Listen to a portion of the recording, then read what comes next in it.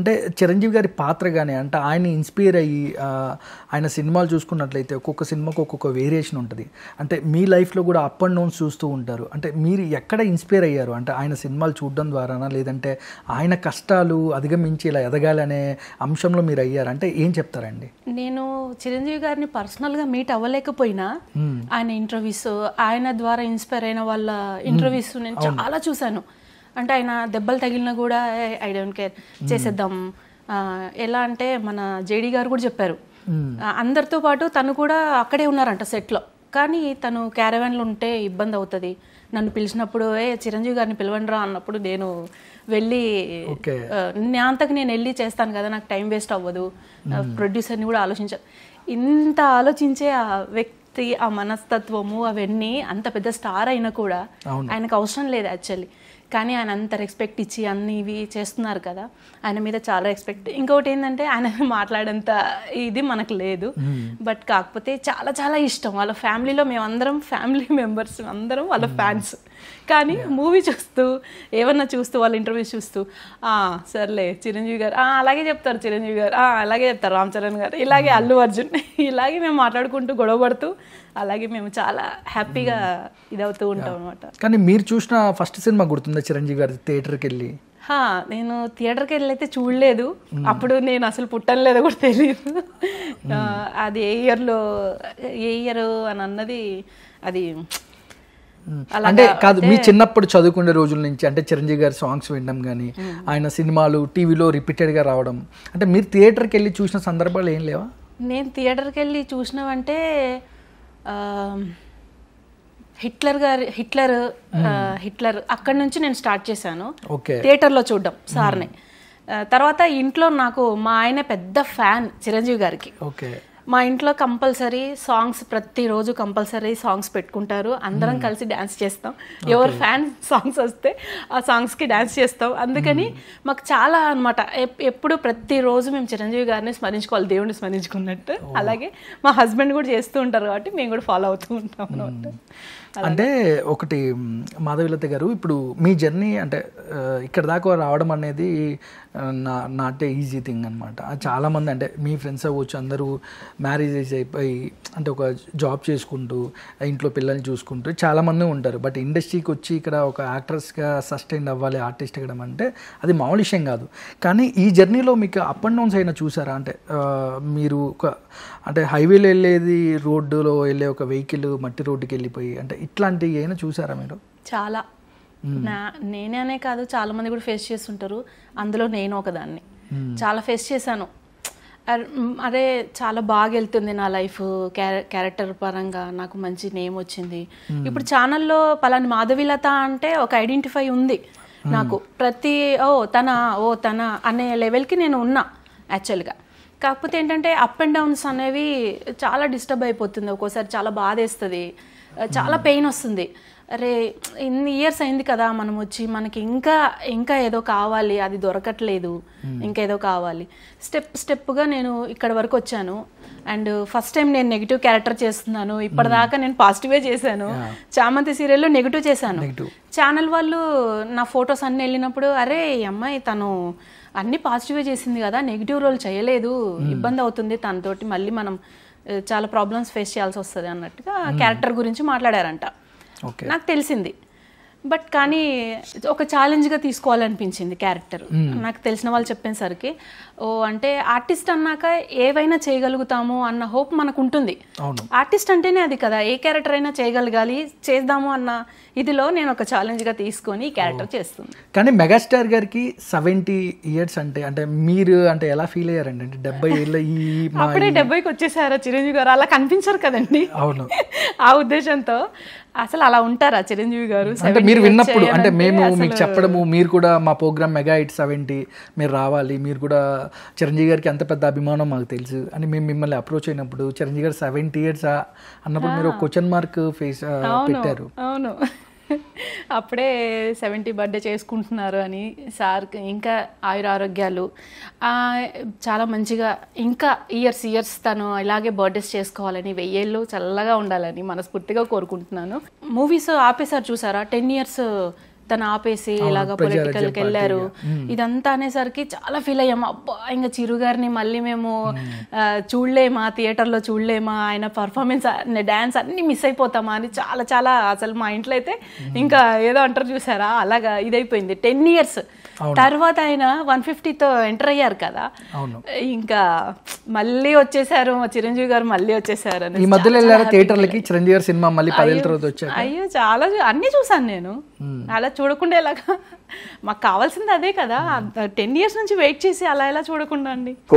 ఏ age లో మీరు megastar అనే పేరు వినడం, ఆయన మూవీస్ చూడడం స్టార్ట్ చేసి? నేను స్కూల్ డేస్లో నేను ఎలా అంటే నాకు సినిమా పట్ల ఎలా ఒక కనెక్షన్ ఏర్పడిందంటే, సో అంటే ఇంటి నుంచి స్కూల్కి వెళ్తున్న దారిలో ప్రత్యేకంగా బజార్ రోడ్లో కానీ బస్ స్టాండ్ కానీ ఆ ప్రాంతాల్లో అన్నీ పోస్టర్స్ అతికించేవాళ్ళు. సో కొన్ని పోస్టర్స్ని అలాగే చూస్తుండిపోయేవాడిని. అందులో కొన్ని పోస్టర్స్ నన్ను బాగా ఇంప్రెస్ అయ్యాయి. చిరంజీవి గారి కొన్ని పోస్టర్స్ అలా చూస్తుండిపోయాను అనమాట. కానీ అందులో నాకు ప్రత్యేకంగా అట్రాక్టెడ్ అనిపించిన విషయం ఏమంటే ఆయన కళ్ళు ప్రత్యేకంగా, అంటే ఒక మ్యాగ్నెట్ ఎనర్జీ ఫీల్ అయ్యాను. అంటే అప్పుడు అది అంతగా నాకు అంటే అంత థాట్ ప్రాసెస్, నాకు అంత డీప్ థాట్ ప్రాసెస్ కాదు, ఏదో ఒక కనెక్టివిటీ ఉండేది. సో స్లోగా నేను అక్కడి నుంచి ట్రావెల్ చేస్తూ, నాకు ఫిల్మ్స్ చూడాలన్నా కూడా స్కోప్ ఉండేది కాదు, కానీ పోస్టర్సే నాకు ఒక పరిచయం సినిమా. తర్వాత వీక్లీ వన్స్ నేను కొన్ని మ్యాగజైన్స్, ఫిల్మ్ మ్యాగజైన్స్ కానీ ఫిల్మ్ న్యూస్ కానీ అది చదివేవాడిని. అందులో ఫిల్మ్స్ గురించి మొత్తం ఇన్ఫర్మేషన్ ఉండేది. ఈ ట్రావెలింగ్లో నాకు ఆ షూటింగ్ నేను చూడాలి, మాట్లాడాలి, కలవాలి, అక్కడ ఉండి చూడాలి అనేది ఎప్పుడు నాకు జరగలేదన్నమాట. అవి ఇలాగే ఆ థాట్ కంటిన్యూ అవుతూ వచ్చింది. తర్వాత నేను మా చిత్తూరులో మా ఆంటీ సన్ మున్నా అని ఉన్నాడనమాట. అక్కడికి వెళితే ఒక సినిమా చూడడానికి తను నా కంపెనీ, ఇద్దరం స్కోప్. అలా మేము ఫస్ట్ నేను చూసింది రాక్షసుడు థియేటర్లో. సో అది నన్ను హాంట్ చేసిన ఫిల్మ్. అంతకు మునుపు ఏంటంటే వీడియో పార్లర్స్ అలాంటివి అప్పుడు కొత్తగా వచ్చిన సందర్భాల్లో కొన్ని ఫిల్మ్స్ చూశాను. అవి పూర్తిగా చూడడానికి కూడా నాకు కుదరలేదు. అందులో చంద్రగిరి చుట్టువైపులా రుస్తుం షూటింగ్ ఒకటి జరిగింది. తర్వాత ఆలయ శిఖరం. కానీ ఈ 2 షూటింగ్లు ఎంత మొత్తుకున్నా నేను చూడలేకపోయాను. అంటే వేరే వేరే కారణాలు అవి.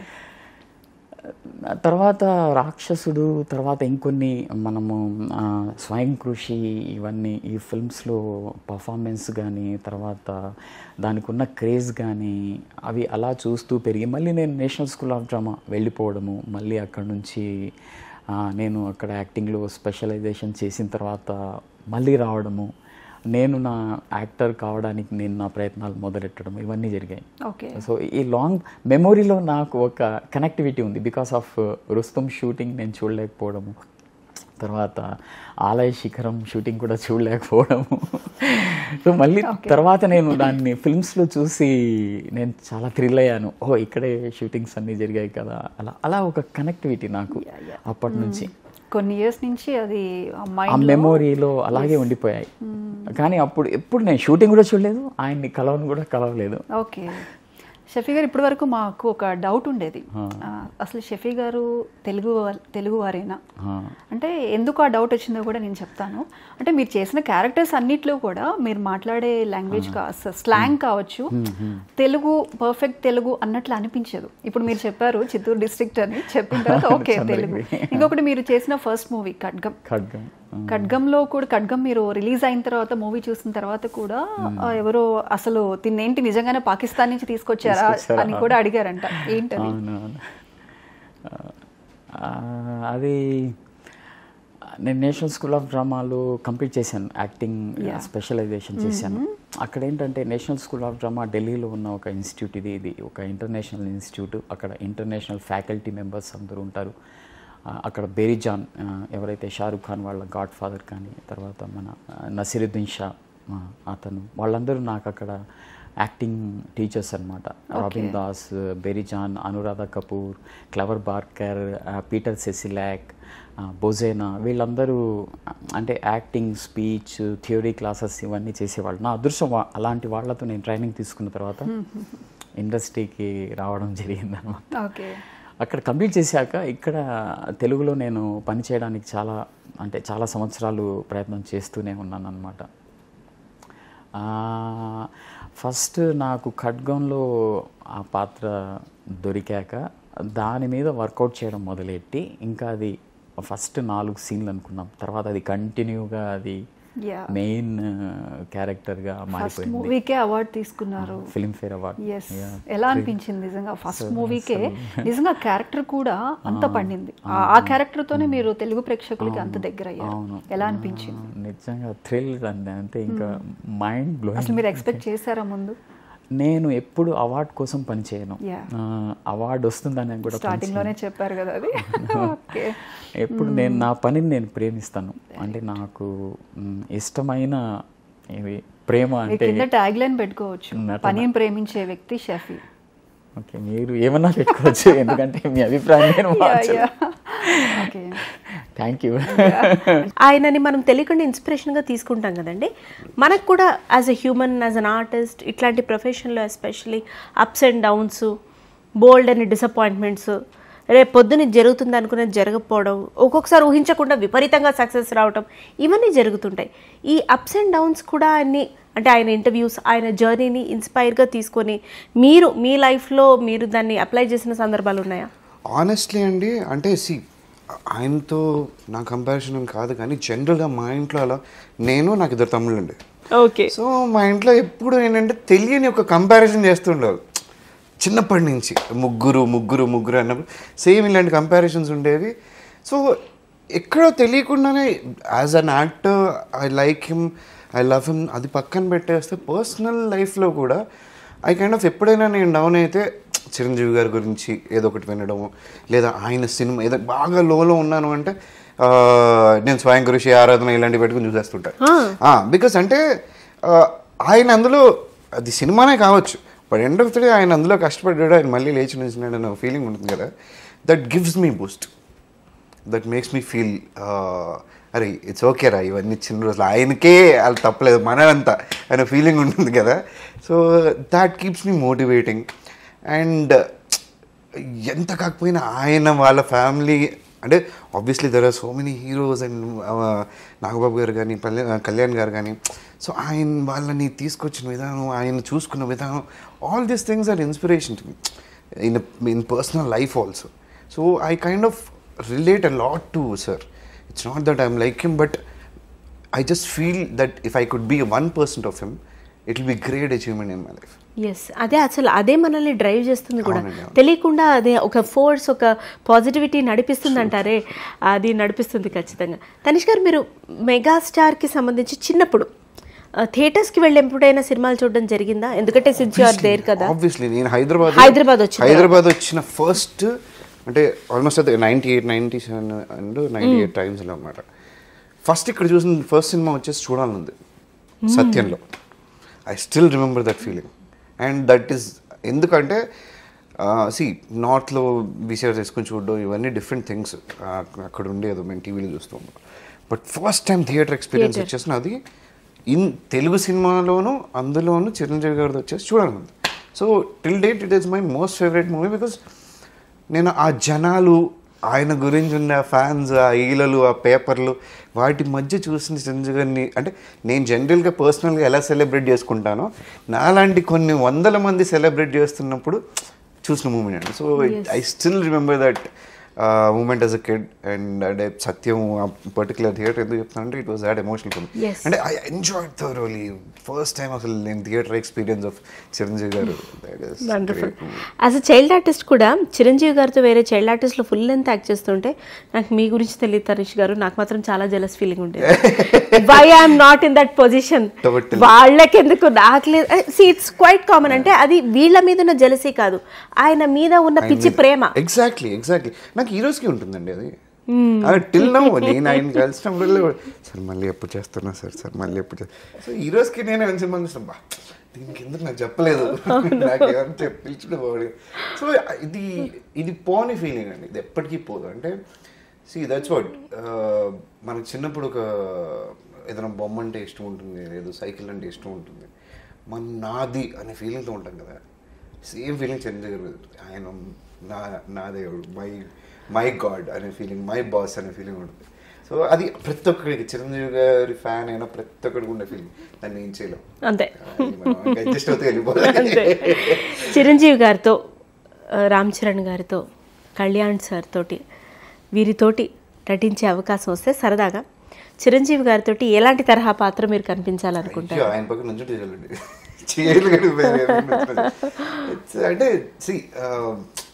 when there are people you admire, you don't need anything, you just need to be there beside him. ఆ ఫీలింగ్ ఉంటుంది అంతే. End of the day they might come in ఈ role which is a challenging or there is nothing, just you have to come and go, that is also fine. It's just that నేను చేసాను ఎలా అయితే చిన్నప్పుడు feel అయినా అలా మళ్ళీ ఇప్పుడు ఉన్న ప్రతి సెన్స్తో ఫీల్ అవ్వాలన్న ఫీలింగ్ అదే. It's nothing more than that. ఆయన సినిమాలో చేసిన నాకు పేరు వచ్చేది నథింగ్ లేదు. It's want be in this role.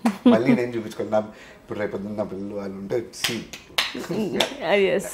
That is a great moment for me, that will be great. హీరోగా మీరు ఎన్నో వేరియేషన్స్ ఆఫ్ మూవీస్ అండ్ ఎన్నో ఎమోషన్స్ ట్రై చేశారు. చేస్తున్నప్పుడు డైరెక్ట్లీ ఆర్ ఇండైరెక్ట్లీ ఆయన యాక్టింగ్ ఇన్ఫ్లుయెన్స్ మీ పైన ఉన్న సందర్భాలు ఏవైనా ఉన్నాయా? వారిలాగా చేస్తున్నారు, వారిలాగా తిరిగారు, వారిలాగా ఎమోషన్. నచ్చావలేలో కూడా మదర్ డిమైజ్ తర్వాత ఒక చిన్న ఎమోషనల్ సీక్వెన్స్ ఉంటుంది. ఈయన ఎమోషన్స్కి అసలు పెట్టింది పేరు ఎమోషనల్ సీక్వెన్సెస్కి. అట్లా ఏమన్నా మీరు అంటే ఇట్స్ జనరల్గా when I do action sequences అంటారు కానీ I don't want to think it in that way, because ఆయనలాగా చేయడం అనేది ఇంపాసిబుల్.